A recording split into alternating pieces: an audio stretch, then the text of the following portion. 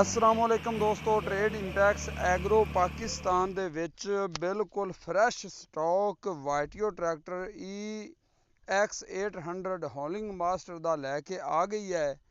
ये ट्रैक्टर जनाब बड़े ही ज़बरदस्त बनाए गए ने, खास तौर ते पाकिस्तानी माहौल नूं वेखदे होया इस ट्रैक्टर नाल तुसीं हर तरह दा काम अच्छे अंदाज नाल कर सकते हो। ये ट्रैक्टर 4 सिलेंडर और प्लिंजर पंप दे विच मिलदा है।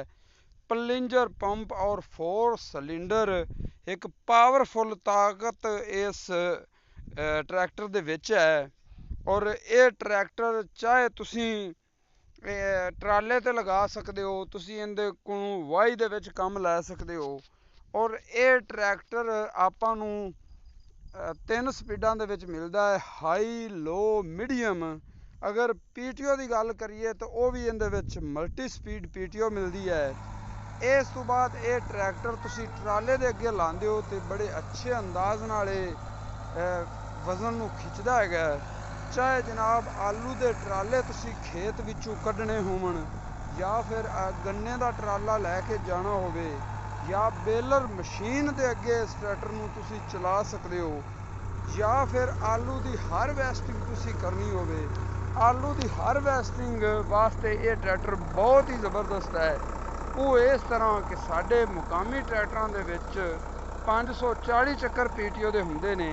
इस ट्रैक्टर दे विच 540 चक्कर, 750 चक्कर और 1000 चक्कर PTO दे मौजूद ने। इस टाइम ये डिगर 1000 चक्कर ते चल रही है।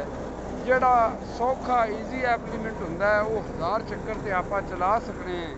जिहड़ा हार्ड एप्लीमेंट है वो वैसे 540 चक्कर ते चलदा हुंदा है, लेकिन 1000 चक्कर ते आपां डिगर नूं चला सकने हैं। 1000 चक्कर ते चलदे होया आलू की अच्छी सफाई हुंदी है, खेत दे विच आलू रहिंदा नहीं हैगा, लेबर आलू चुगण नूं आसानी हुंदी है। ठीक है जी, लेबर नूं भी। बाकी इस तो बाद ये ट्रैक्टर वाही दे विच बड़ा अच्छा काम करता है। वो इस तरह भी इहदे विच हाई लो मीडियम 3 स्पीडां मिलदियां। तुहाडा ट्रैक्टर अगर हाई दे विच लोड बना लिया तो तुसीं लो लांदे हो, लेकिन इस ट्रैक्टर दे विच 3 स्पीडां दित्तियां होईयां ने कि तुसीं आदी ज़मीन नूं, आदे काम नूं वेखदे होया कोई भी गेयर इस्तेमाल कर सकते हो। ठीक है जी, इस तरह इहदे विच तकरीबन 12 गेयर फारवर्ड बनते हैं। ठीक है जी। उस तो बाद ये ट्रैक्टर तुसीं कैरेज वालियां वास्ते बड़ी ज़बरदस्त चीज़ है। तुसीं अगर मिट्टी दे ट्राले ते इहनूं लगावना है तो मिट्टी दा ट्राला ये बड़ा अच्छे अंदाज नाल लैके चलदा है, काम नूं नबेड़दा है। फिर जनाब चाहे आलूआं दा ट्राला होवे, चाहे गन्ने दा या बेलर मशीन, ये बहुत ही ज़बरदस्त इन्हां कामां वास्ते मन्निया जांदा है। कंपनी दे नंबर तुहाडे नाल शेयर कर दित्ते ने, इन्हां नंबरां ते राबता करके तुसीं अपना ट्रैक्टर खरीद सकते हो, बुक करा सकते हो। अल्लाह हाफ़िज़।